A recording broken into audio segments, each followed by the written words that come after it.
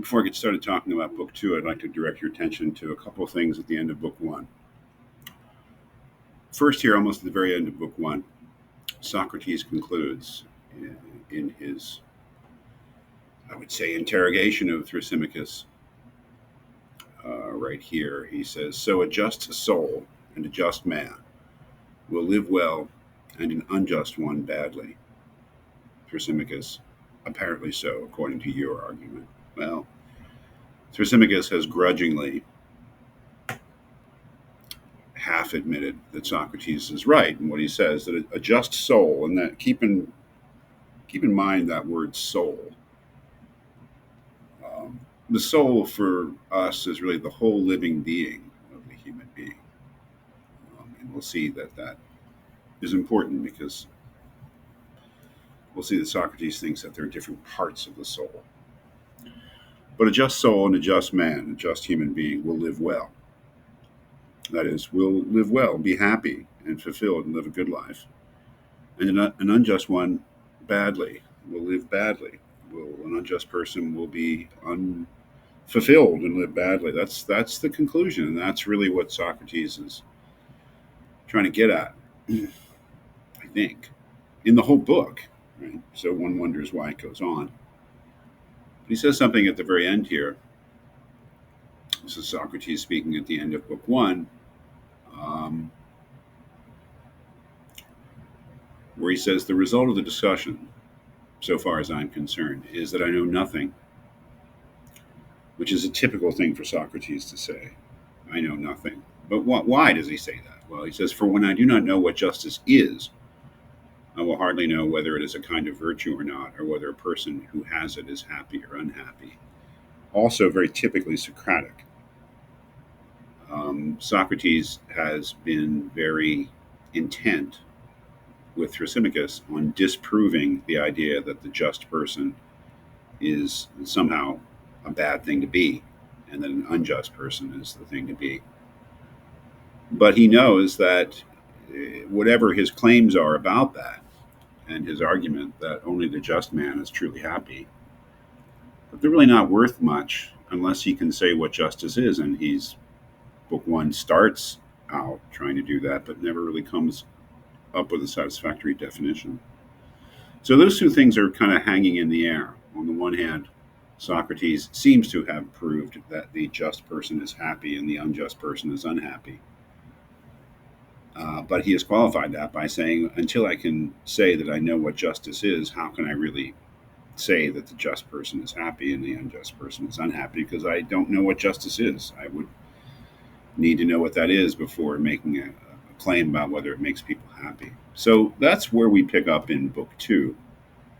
And book two is an incredible document, and it really sets us off on the whole journey of the rest of the Republic, and that has to do with Glaucon and Adeimantus. Remember, Socrates is talking to a whole group of people at the house of Cephalus, a whole group of men, most of them young men, now that Cephalus has gone off.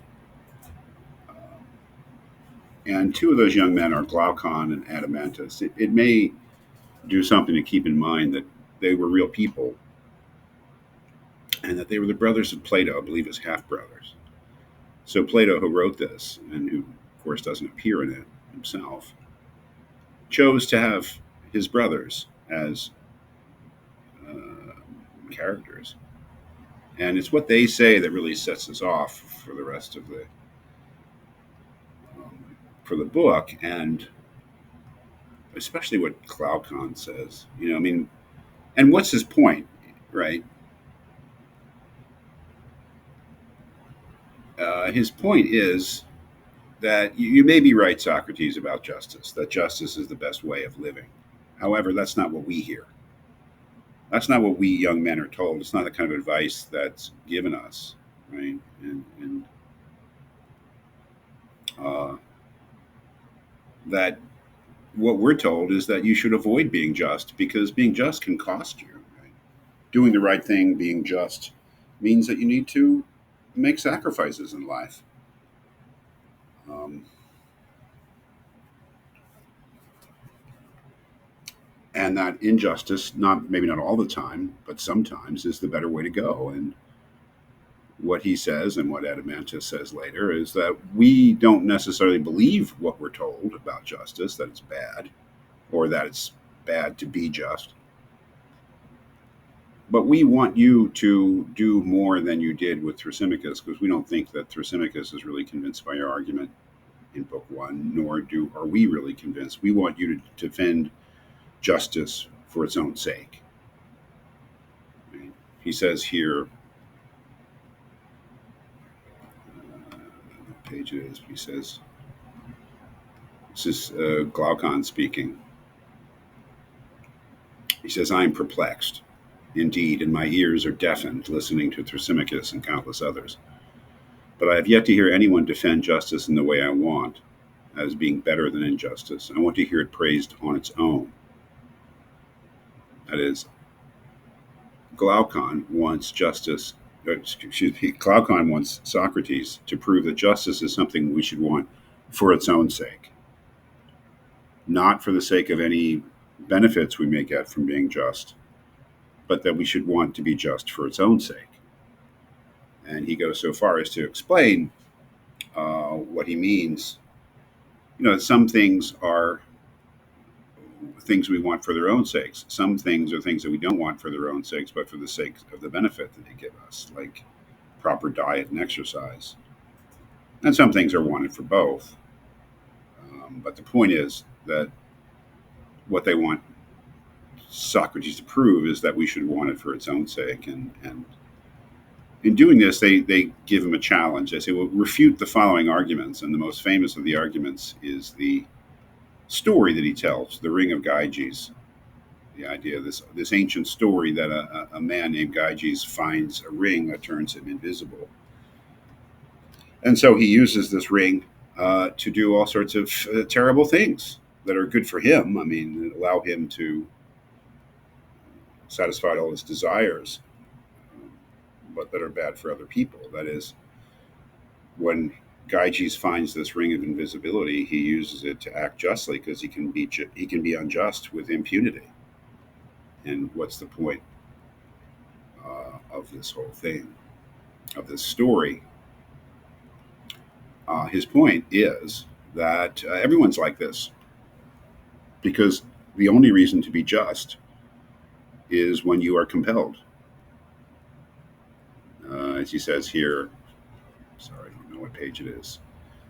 This is Glaucon again. This, some would say, is strong evidence that no one is just willingly, but only when compelled. No one believes justice to be a good thing when it is kept private, since whenever either person thinks he can do injustice with impunity, he does it. Indeed, all men believe that injustice is far more profitable to themselves than is justice. So what he's challenging Socrates to do, and it's a big challenge, and it's the reason that the book is so long, he's challenging Socrates to refute these people, to say that, well, you shouldn't want justice for the sake of its reputation. You should want justice even if you have the reputation for injustice. That is, you should only want it for its own sake, or you should want it, not just only. You should want it for its own sake and for its benefits, but especially for its own sake, even if it doesn't have any benefits. Now that is the whole point of the dialogue, is Socrates trying to prove that. When Adeimantus chimes in, he basically says, this is what fathers tell their sons, try to be just, but don't try too hard, right? This is Adeimantus. Fathers, he says, as you know, when fathers speak to their sons to give them advice, they say that one must be just, as do all those who have others in their charge, but they do not praise justice itself, only the good reputation it brings. That is, the only reason to be just is because of the reputation, because having a reputation for justice will bring you good things. People will trust you. They'll be willing to be your friend, maybe your business partner. But you shouldn't care about being just for its own sake, because that can be costly. So Socrates has to overcome all this. Right? Socrates has to come up with some argument, and how he decides to respond to the challenges of Glaucon and Adeimantus they determine so much of what the book is actually about.